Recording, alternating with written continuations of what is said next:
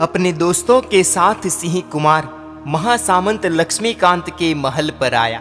महासामंत ने अपने राज परिवार के साथ उत्साह से कुमार का स्वागत किया। कुमार के धवल अधो वस्त्र पर सोने के तार गूंथे हुए थे। जब उस रेशमी वस्त्र को हवा का झोंका छू जाता तब सुवर्ण के तार तरह तरह की रंगोलियां करते दिखाई देते थे।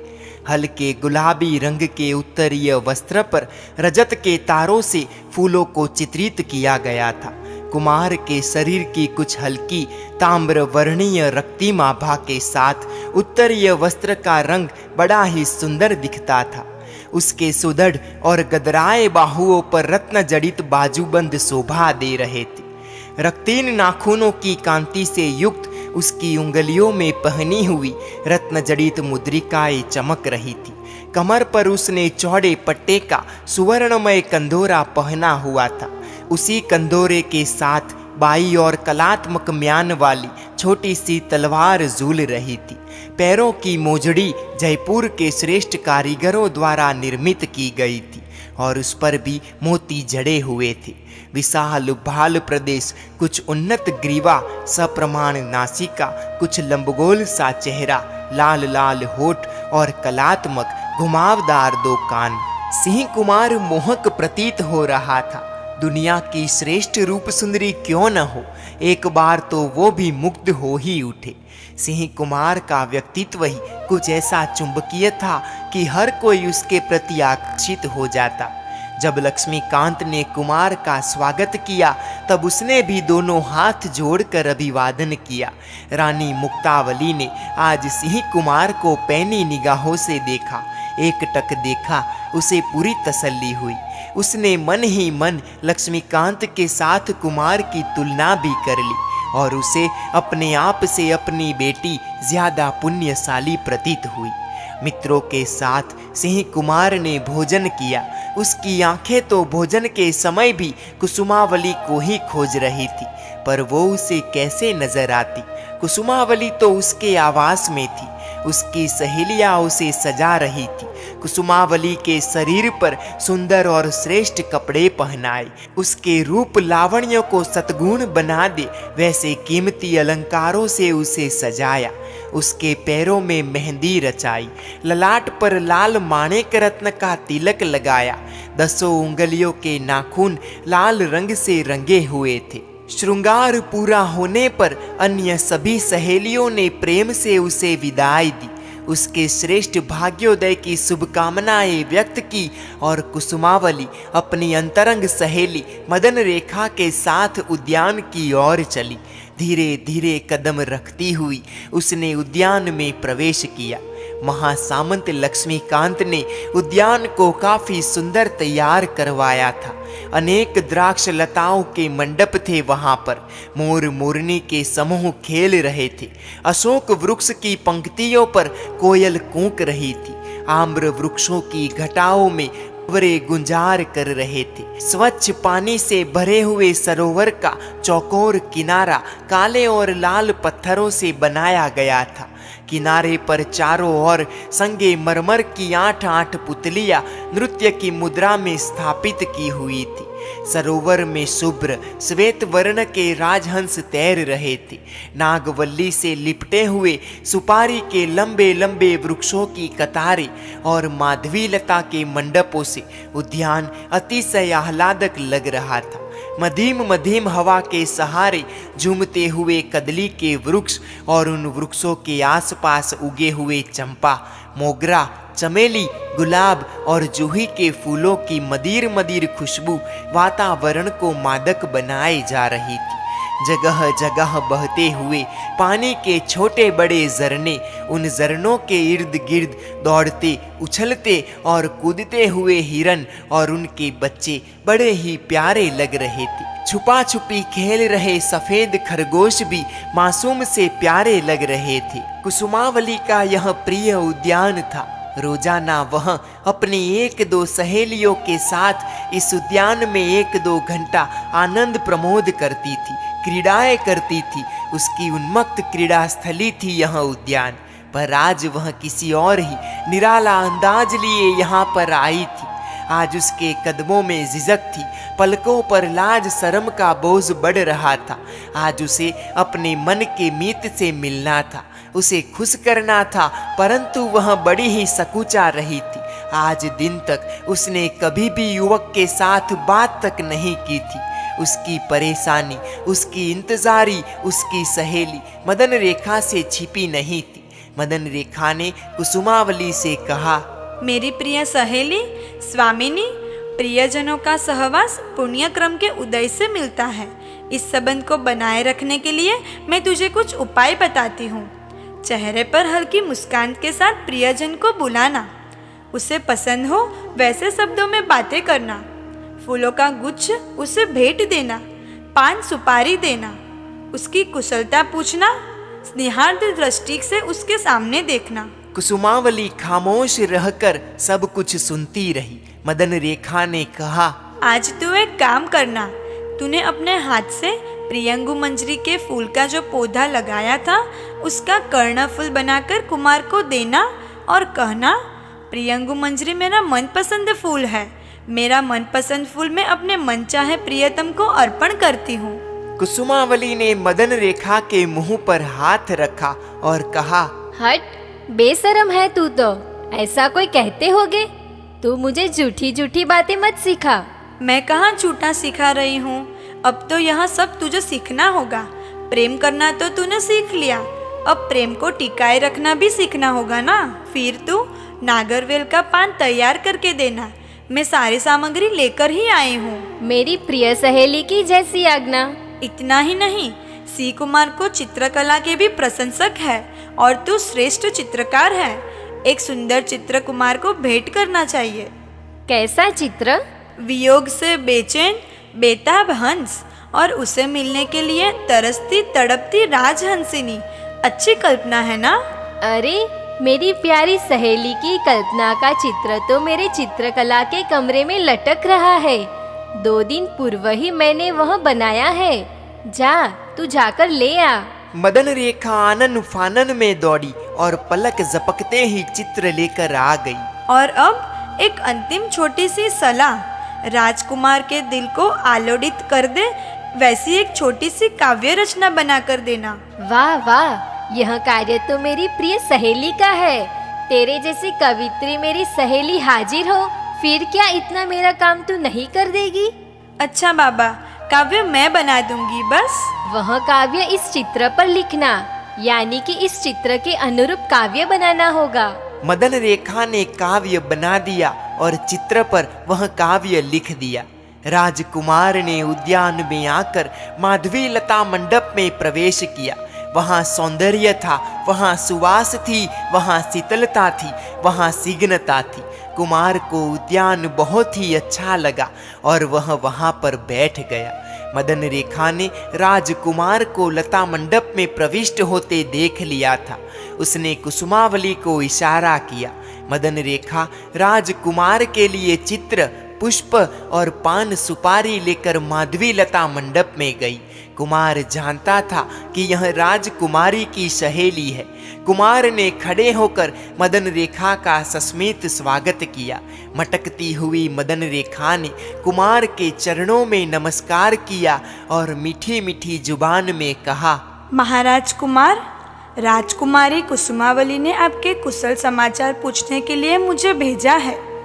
आपके प्रति गहरे अनुराग से प्रेरित होकर उसने अपने हाथ से लगाई हुई और सिंची हुई प्रियंगु की बेल का कर्णफूल उसने खुद बनाकर भेजा है। नागवल्ली का यह पान भी उसी ने भेजा है। कुछ ऐसे फल भी भेजे हैं जो कि विशिष्ट अतिथियों के लिए ही रखे जाते हैं, और उसने खुद बनाया हुआ एक चित्र भी भेजा है। राजहंसी आपके दर्शन पा सके वैसा मनोभाव उसमें चित्रित है। कुमार ने सभी उपहार सस्मित स्वीकार किए। कर्ण फूल कान पर रखा, पान मुंह में डाला और फल अपने पास रखे और दोनों हाथों में चित्र लेकर उसे देखने लगा। उसके शरीर के अंग अंग में सिहरन फैल उठी और वह बोल उठा, सचमुच राजकुमारी का चित्र कौशल्य अद्भुत है। चित्र दर्शन करने के साथ ही उसका भाव समझ में आ जाता है। फिर भी काव्य पंक्ति के द्वारा उस रहस्य को भी खोल दिया है। राजकुमार, यह काव्य मेरी स्वामिनी ने नहीं परंतु मैंने लिखा है। चित्र के अनुरूप काव्य रचना करके तूने अच्छा किया। अब तू एक नागरवेल का पत्र दे और एक कैंची दे। मदन रेखा दौड़ती हुई महल में गई और कैंची ले आई, साथ ही नागरवेल का पत्र भी ले आई।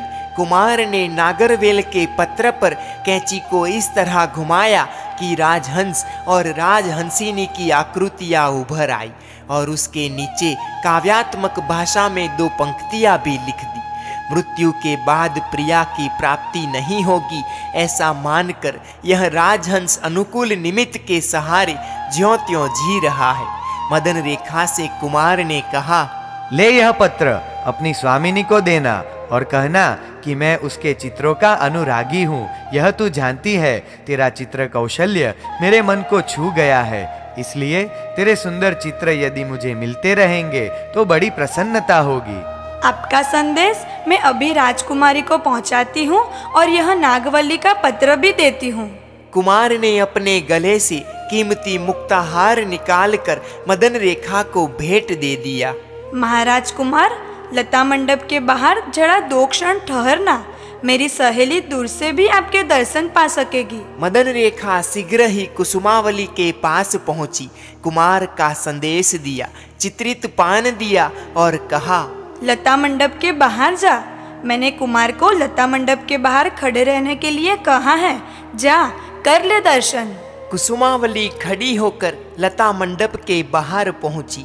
उसने कुमार को देखा, कुमार ने उसको देखा। दोनों की आंखें मिली और हाथ ऊपर उठे, हाथ हिले और कुमार उद्यान में से बाहर निकल गया।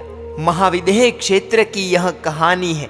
वहाँ की संस्कृति, संस्कारशील परंपरा का यह सुरुचिपूर्ण दर्शन है। शादी के पूर्व लड़के लड़की एकांत में नहीं मिलते हैं, तीसरी व्यक्ति की उपस्थिति अनिवार्य होती है ताकि दोनों के बीच आकर्षण बढ़े, पर मर्यादा की एक रेखा हमेशा बनी रहे।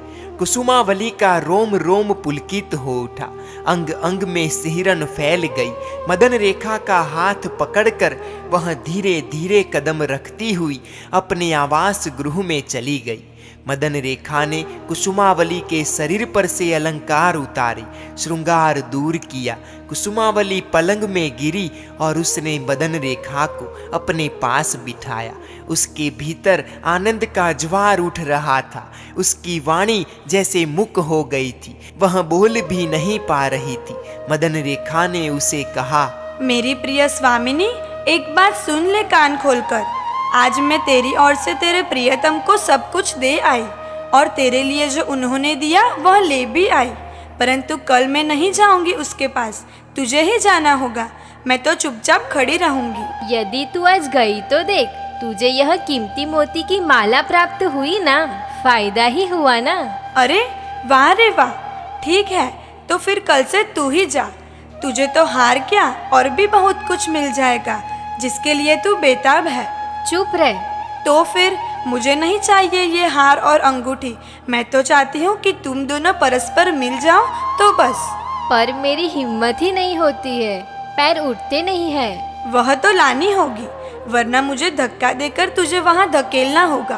अरे मैं चली भी जाऊँ, जाने की हिम्मत भी करूँ, पर तेरी सिखाए मुताबिक मैं बोल तो नहीं पाऊंगी। मेरे होठ ही नहीं खुलेंगे, मेरा मुंह बंद हो जाएगा। पर इस कदर डरने से तो कुछ नहीं होगा। डरने की बात नहीं है, मुझे शर्म आती है।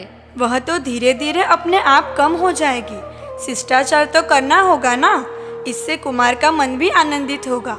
अच्छा बाबा अच्छा, तेरी बात मान ली, कान पकड़ती हूँ बस।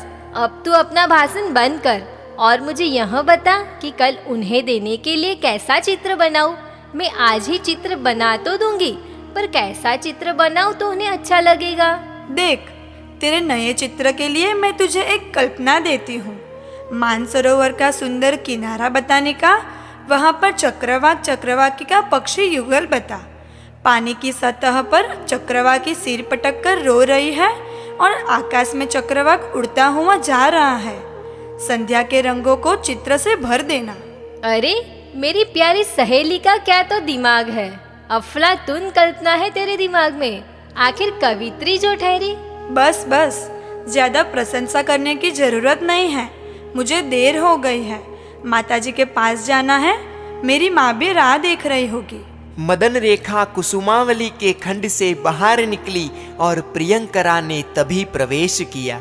स्वामिनी, भोजन का समय हो गया है। माताजी आपको याद कर रही है। चल, तेरे साथ ही आती हूँ। भोजन से निपटकर कुसुमावली चित्र गृह में चली गई। उसने चित्र बनाना प्रारंभ किया। उसके शरीर में उत्साह के फूल खिल रहे थे। उसके प्रियतम को उसका बनाया हुआ चित्र बहुत ही पसंद आया था। उसके चित्र की तारीफ भी की थी। एक प्रहर में उसने चित्र को पूरा किया और मन ही मन वह बोल उठी, शायद इतना सुंदर चित्र पहली बार ही मैंने बनाया है। अनंत आकाश, भूरा भूरा धुंधल का, दूर क्षितिज पर खिलती खुलती संध्या, मानसरोवर का शांत एवं साफ पानी, नीर में तैर रही चक्रवाकी, आकाश में उड़ते हुए अपने प्रियतम की ओर उठी करुण निगाहें, आंखों में से झड़ते अश्रु बिंदु। एक रात की जुदाई यह नहीं सह सकती। कैसी है ये यह पंखिनी? तुझे देखकर कहीं मुझे भी मेरा प्रियतम जुदाई की रातों में ज्यादा न रुलाए तो अच्छा। उसने चित्र दीवार पर लटका दिया और शाम के वक्त मदन रेखा, प्रियंकरा वगैरह सहेलियां कुसुमावली के भवन में आ धमकी। सभी ने चक्रवाकी का चित्र देखा और सभी की आंखें विस्फारित हो उठी। अरे, राजकुमारी ने कितना बढ़िया चित्र बनाया है। अरे ओ निर्दय चक्रवाक, तू गगन से नीचे उतरा, वरना यह तेरी चक्रवाकी रो रो कर मर जाएगी। अभी नहीं आएगा, यह तो कल सवेरे ही दर्शन देगा। अभी तो बेचारे चक्रवाकी को रो रो कर आंसू ही बहाने होंगे। तुम लोगों को और कोई काम धंधा है या नहीं? रख दो मेरा चित्र जहाँ था वहाँ। तुम्हारी यह बकवास बंद करो, बड़ी आई है। अरे देखो तो सही, हमारी यह चक्रवाकी रोती नहीं है पर चिल्लाती है, गुस्से में धुड़कती है।